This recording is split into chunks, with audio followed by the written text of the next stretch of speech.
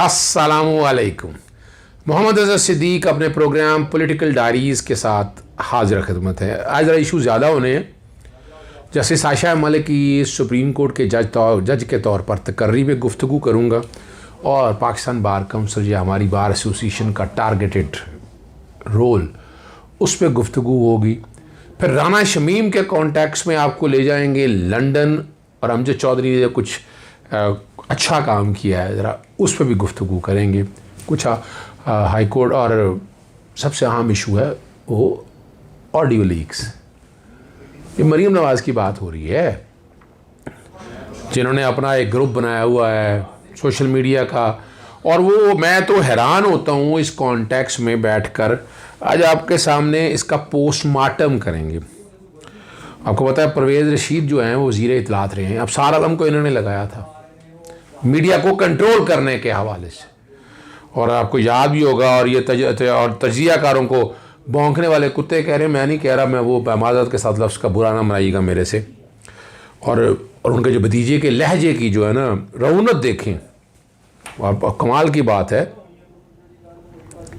और कमाल की बात है वो क्या है, तोहफे अज़रबैजान से सुन लिया था आपने ना, नुसरत जावेद बाजवा। और जब आप अंदाज़ा लगाए, यानी ऐसे सब लोगों को तो अपना शक्ल दिखानी चाहिए ना, ये क्या कुछ करते रहते हैं और क्या कुछ हो रहा है।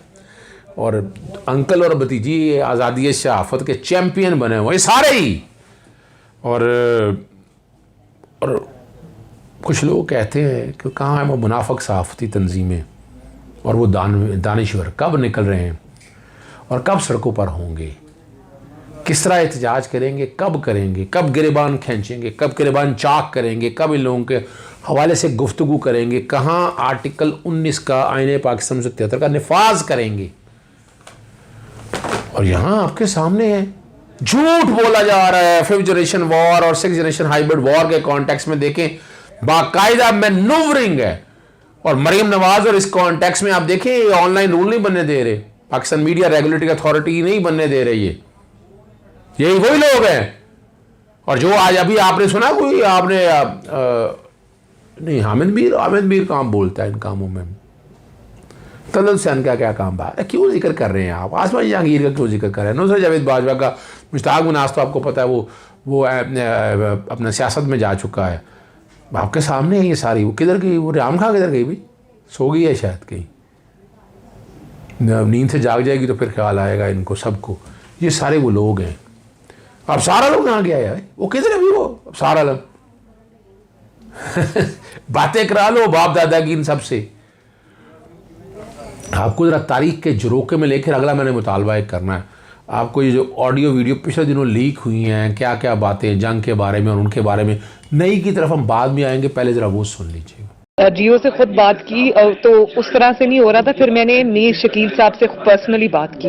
मैंने कहा ये ज्यादती है, आप दोनों तरफ के फैक्ट्स दिखा रहे हैं। आपको ये बताना चाहिए कि इमरान खान ने बगैर तस्दीक के झूठ बोला, उसके बाद उसी झूठ को इमरान खान ने ना सिर्फ दोहराया बल्कि उसमें 10 बातें अपने पास से ऐड कर ली। तो मैंने कहा ये आपको करना पड़ेगा, तो उसने किया। फिर मैंने मियां आमिर से भी कहा, मियां आमिर ने कहा आप देखिए मैं करता क्या हूँ इसके साथ। देखिए मेरी मीडिया मैनेजमेंट, जियो और दुनिया ने तो उनकी जई तई फेर दी है। देखिए मेरी मीडिया मैनेजमेंट, जियो और दुनिया ने तो उनकी जई तई फेर दी है। 24 चैनल को, समा को, 92 को और क्या नाम है इसका, ARY को कोई ऐड नहीं जाएगा बिल्कुल। जी आपने वो सारी सुन ली, अब जरा नई सुन ली है। नई में जो लफ्ज़ मैं नहीं दोहराना चाहता, ज़रा ध्यान से सुनना है इसको। और इस पर अभी तक किसी बड़ी सियासी सहाफ़ती तंजीम का नहीं आया। उन्होंने ना माफ़ी मांगी ना इनको सामने लाया। वजह क्या है कि वो एक टारगेटेड एजेंडा चल रहा है और उसको सपोर्ट कर रहे हैं, यानी ये बेवकूफ़ बना रहे हैं कौम को। यहाँ मौका आ गया है कि इस पर जुडिशल कमीशन बनना चाहिए। कमीशन ऑफ इंक्वायरी एक्ट के तहत वफाकी हुकूमत को इस मैटर को टेकअप करना चाहिए। और यहाँ फौरी तौर पर पाकिस्तान मीडिया रेगुलेटरी अथॉरिटी जो है ना उसका वजूद सामने ले आना चाहिए। पहले ज़रा ये सुन लें जो आज की ताज़ा तरीन है। एक बात आपने उनसे जरूर करनी है। जी अंकल। एक उनका प्रोग्राम होता है स्कोर कार्ड। जी अंकल। अच्छा, उस स्कोर कार्ड में हसन निसार साहब ने, आपको पता है वो हमें बहुत गालियां दी, और अब एक अरशाद भट्टी भी आ गया। एक अरशाद भट्टी इन्होंने ऐड कर लिया, वो भी आपको मालूम है कि बहुत ही घटिया गुफ्तगू। हाँ जी, हाँ जी। मजहर अब्बास साहब जो हैं वो उनकी गुफ्तगू में भी टिल्ट हमारे खिलाफ ही होता है, तंज भी होता है, मजाक भी होता है। बाज़ दफा वो बातों को स्पिन भी करके थोड़ा सा हमारा मजाक उड़ा देते हैं। बिल्कुल। अच्छा, बाकी कोई बंदा वहाँ पे वो नहीं है जिसको ये कहा जाए कि वो हमारा स्पोक्स पर्सन है। स्टार बाबर है, वो अपनी इंडिपेंडेंट राय रखता है जी, वो भी जनरली वो हमारे बहुत हक में तो है नहीं अंकल। जी, इसलिए मैंने कहा कि कोई हमारे उस तरह नहीं है, लेकिन चले गालम गलोच नहीं करता है, जैनमन सी वो जी गुफ्तगू ठीक करता है, गुफ्तगू में कम से कम गैर इखलाकी बात नहीं होती है। लेकिन ये नहीं कहा जा सकता कि हमारे नुक्ता नजर को वो लेता हो जी। ताकि वहाँ पे ऐसा था जो हमारा नुक्ता नजर नहीं लेता था, लेकिन जिस तरह ये हमें गालियां देते हैं उसी तरह वो इमरान खान के साथ भी सलूक कर जाता है। न्याजी, लेकिन न्याजी हाँ। इन्होंने उसको हटा दिया हुआ है और उसका कॉलम भी बंद कर दिया है और उसको हटा भी दिया जी। ये बड़ी ज्यादती और नाइंसाफी। और अंकल मैं पूछूंगी ना कि पहले ये बताओ हटाया क्यों है उसको? जी, तो मैं बल्कि आपसे मेरी दरखास्त ये होगी कि इससे भी करें बात आप, और आप मीर शकील साहब से भी करें। पहले मैं इससे अंदर की खबर तो पूछूं ना। उसमें अगर इतना इनबैलेंस प्रोग्राम हो जाएगा, हाँ जी, और इमरान खान के ऊपर अगर एक चेक था तो वो आपने खत्म कर दिया और हमारे ऊपर आपने भौंकने वाले कुत्ते बैठा दिए। बिल्कुल। और अंकल ये तो बिल्कुल ही ये एक बायसनेस है ना। जी हाँ, तो ये जरूर मैं जरूर आप जो 2 बास्केट्स आई हैं ना जो अब्बू जान लाए हैं आज़रबाईजान से, ये जो रात को कायनात ने पैक की, एक नुसरत जावेद को भेजनी, एक राना जवाद को भेजनी। जी, आपने कोई 2 मिनट का पोर्शन है, ये आपने सारा सुन लिया, आपको अंदाज़ा हो गया होगा कि क्या हो रहा है, क्या बातें हो रही हैं, क्या एजेंडा है इन लोगों का। अब तो कोई मेरा नहीं ख्याल है कि आपको कोई डाउट रह गया होगा, और आपको डाउट रहना भी नहीं चाहिए। यानी अंधी कौम है ना जो उनके साथ चलती है, जो समझती है पता नहीं ये क्या है, जमहूरियत के चैंपियन। कोई जमहूरियत के चैंपियन नहीं है, आपको बेवकूफ़ बना रहे हैं और आप बेवकूफ़ बन रहे हैं कौम के तौर पर। बता देना इनका है क्या तमगा इम्तियाज है इनके पास। और गॉड फादर और सिजरीन माफिया का नाम ऐसे नहीं दिया गया इनको, ये समझने की बात है। अगर आप समझ आए आपकी मेहरबानी है, नहीं समझेंगे तो यहाँ ये सारा मामले की जुडिशल इंक्वायरी और ये सारे चेहरे आपके सामने आए। अब माफ़ी कोई नहीं आई, ना मरीम नवाज की आई, ना ये चचा की आई। चचा जो आपको पता है गवर्नमेंट स्टेट गेस्ट हाउस के डिफॉल्टर हैं, वो पैसे ही रिकवर नहीं अभी तक किए। आज आ जाए ना, चाहिए ना घूमते वक्त को कि पैसे रिकवर करें ना परवेज रशीद के साथ। हर मर्जी है इनकी। आगे चलते हैं, आपको जस्टिस आयशा मलिक, हम आपको बड़ी डिटेल में PLD 2002 सुप्रीम कोर्ट 939 कोई सीनियरिटी का प्रिंसिपल नहीं है, आर्टिकल 177 भी बैकग्राउंड पे मैं चला रहा हूँ, वो जजमेंट का रेलेवेंट पोर्शन भी चला रहा हूँ, और मैं कुछ बैकग्राउंड पे अगर वो चीज़ें चल सके तो। लेकिन तारीखी तौर पर ताज़ा तरीन जो तैनातियाँ हुई हैं वो जस्टिस मुनीब अख्तर थे, सिंध हाई कोर्ट से आए थे, हर को पता है उनकी तैनाती पे। फिर जस्टिस ज़ाहिर अली अकबर नकवी साहब लाहौर हाई कोर्ट से, जस्टिस उससे पहले जस्टिस काजी अमीन आए, पहले जस्टिस काजी अमीन आए, फिर जस्टिस ज़ाहिर अली अकबर नकवी, फिर जस्टिस अमीनुद्दीन खान, ये लाहौर हाई कोर्ट से थी ना। फिर जस्टिस मोहम्मद अली मज़र जो हैं सिंध हाई कोर्ट से आए। जस्टिस आयशा मलिक की दफ़ा ये डिवीज़न करने की कोशिश की, जस्टिस काजी फाइसा ने भी ये ख़त लिख दिया। अब यानी कमाल है क्या भाई, आईने पाकिस्तान 1973 अब जजमेंटें आ चुकी हैं, उस जजमेंट पर अमल दरामद करें, नहीं अमल दरामद करता वो तौहीन अदालत है। तो बड़ी जजमेंट इन फील्ड है। ये सीनियरिटी का प्रिंसिपल पता नहीं कहाँ से ले आए हैं, ये फ्रेश अपॉइंटमेंट है, एलिवेशन के कॉन्टेक्स्ट में नहीं है। अगर एलिवेशन हो ना तो फिर तो प्रोसीजर ही और है, फिर तो ऑटोमेटिकली आप सीनियरिटी पे आ जाए। जब है ही नहीं ये प्रोसेस, जब सारा दोबारा एक्सरसाइज होना है, आर्टिकल 175A के तहत जुडिशल कमीशन ने बैठकर देखना है, वरना तो सीधा सीनियरिटी का प्रिंसिपल ऑटोमेटिकली ट्रांसफर हो जाए। फिर तो जरूरत नहीं है जुडिशल कमीशन के इजलास की ना। अगर सीनियरिटी का प्रिंसिपल ही रखना है आपने, फिर क्या जरूरत है? जो सीनियर आया ऑटोमेटिकली सीट खाली हुई फिल होगी। अगर सीनियरिटी का प्रिंसिपल करना है तो हमारे यहाँ पाकिस्तान बार काउंसिल या वगैरह इनका इजलास हुआ कल, और अपना मंडे को हुआ, पीर वाले दिन, और बड़ा भरपूर एहतजाज के लिए हड़ताल करेंगे। किस बात की हड़ताल जी, और किस कानून के तहत ये हड़ताल अनाउंस करते हैं आप? आम आदमी के हवाले से बात करेंगे क्या? अब ये हाँ असल मसला है कि जनाब हमारे यहाँ इस वक्त जो जस्टिस अमीर मोहम्मद भट्टी साहब जो हैं, अमीर भट्टी साहब जो हैं, ये चीफ जस्टिस हैं, उनसे बड़े लोगों को गिले हैं। उन लोगों को गिले हैं जो को फ़ायदा लेना था, को केस फिक्सेशन थी, को मर्ज़ी के अपने तरीके से लेकर चलना था, वो कोई सिफारिश वफारिश नहीं मान रहे इनकी।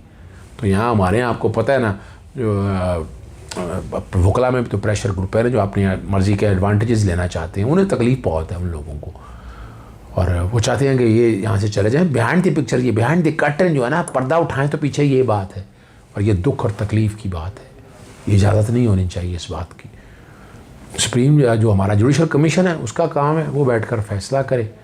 और अब मसला क्या है तारीखी तौर पर, हाँ एक बात तो मैं भूल गया आपको याद होगा, एक जगह जस्टिस वकार सेठ थे पेशावर हाई कोर्ट के चीफ जस्टिस, बड़ा शौक था उनको सुप्रीम कोर्ट के जज बनने का, यानी अंदाज़ा लगाओ शौक इतना था, ख़त लिखते रहे, फिर पिटीशन भी दायर कर दी, इतना शौक था उनको जज बनने का सुप्रीम कोर्ट के।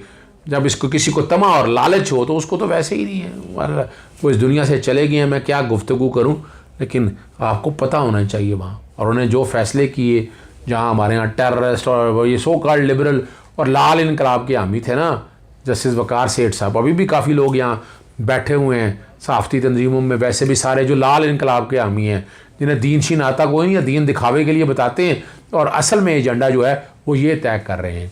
तो हमारी वकला की अक्सरियत ने इस तरह की बार काउंसिल्स के इजलास को रद्द कर दिया। सॉरी, जो एहतजाज है, प्रोटेस्ट है, ये सारा आजकल तो वैसे ही छुट्टी हैं, इसको बाकायदा तौर पर हमने रिजेक्ट कर दिया है।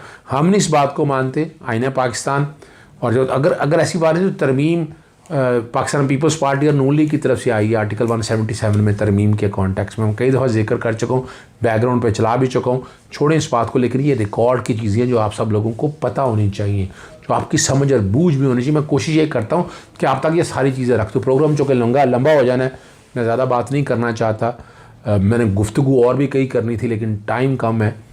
राना शमीम का किरदार आपके सामने बड़ा वाज़े आ गया, टारगेटेड एजेंडा आ गया, और यही ऑडियो वीडियो लीक उन सब का तिया पंच आप सब ने देख लिया।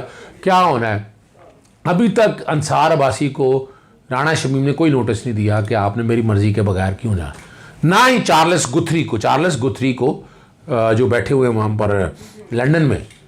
तो हमने अमजद चौधरी साहब को कहा कि ज़रा गुफ्तगू लें, आप ज़रा परेशान हो जाएंगे, भाग कैसे गया चार्ल्स गुथरी, आप देखें नंबर कैसे भी, ओ भाई ईमानदार हो तो सामने आओ, और बड़ी क्लैरिटी के साथ बता दी मार्बल आर्च में हसन नवाज के दफ्तर के अंदर ये सारा राना शमीम साहब दे गया। अभी तक कोई चीज़ सामने नहीं आ सकी जो इसको रिजेक्ट कर सके।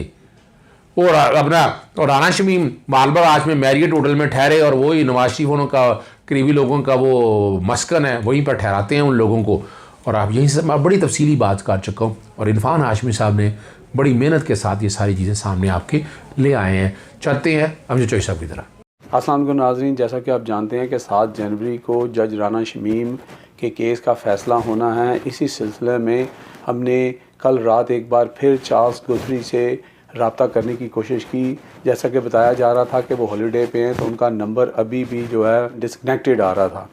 तो मैंने ये सोचा कि क्यों ना व्हाट्सएप के ऊपर जो है उनको मैसेज किया जाए। तो जब मैंने व्हाट्सएप उनका ट्राई किया तो मैंने देखा कि वो, आप स्क्रीन पे भी देख रहे होंगे कि वो कल रात 10:45 पर लास्ट वो जो है वो ऑनलाइन थे, और उनकी तस्वीर भी आपको साथ नज़र आ रही होगी कि व्हाट्सएप के ऊपर उनका नाम और वो तस्वीर जो है लगी हुई है। तो मैंने उनको 2 ऑडियो मैसेज भेजे, वो दोनों ऑडियो मैसेज भी हम यहाँ पे चला रहे हैं, आप सुन सकते हैं। Hi Mr. Charles Guthrie, my name is Amjad Chaudhary. I'm a freelance journalist. I also work for one of the Pakistani channel, Channel 5. I'm their correspondent here. And I also do vlog on YouTube. I'm working with the senior Supreme Court advocate, Mr. Azhar Sadiq.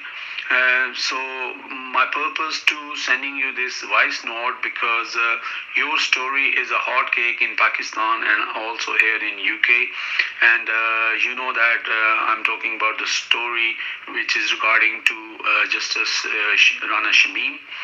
And your conversation, one of the reporter claimed because you leak all this information to him, because nobody knows on your side of story. You gave some small information on one of the mainstream media house, and you deny all these allegations. But recently we didn't heard anything from you. We find out you are not in the country right now. You are on holiday, and somebody told me from your office. I called there another day, and they said you will be back on 4th. So, sir, if you come back and you want to say from your side of the story, I'm 100%, here for you to listen to you and put your opinion in front of people. So, if you hear my message, so please come back to me. Thank you very much. Sorry, sir, I'm bothering you once again. I know a lot of media houses and journalists want to know your story, and maybe you are not comfortable to come forward and meet anyone like this. And if you feel comfortable to pass any message to us like this, the way I'm sending you the voice note, so it's good enough. And the one question is this: are you going to challenge whatever that reporter claim against you? And he said he got a lot of proof against you. I mean, how you defend yourself? I mean, and if there is any conversation between you and him, which you can say is off the record, because he claimed he got a very solid proof against you. So we just want to know what is your take on it. Thank you very much. ये दोनों अंग्रेज़ी में थे। मैंने उनको बोला कि आप जो है मैं आपसे बात करना चाहता हूँ, मैं एक जर्नलिस्ट हूँ फ्रीलांस, और आप अपना मौक़िफ़ हमें बता सकते हैं, क्योंकि जिस रिपोर्टर ने आपकी स्टोरी ब्रेक की है उसने जो इल्ज़ामात आप पे लगाए हैं वो जो हैं उनके बारे में अगर आपकी कोई अपनी ओपिनियन है, आप कुछ कहना चाहते हैं, तो आप अगर सामने नहीं आना चाहते तो आप हमारे साथ व्हाट्सएप के ऊपर वॉइस नोट के ऊपर भी आप मैसेज दे सकते हैं। ये दोनों मैसेज जो हैं ये तकरीबन सुबह 6:00 पे जो है चार्ल्स गुथरी ने जो है वो अपना फ़ोन ऑन किया।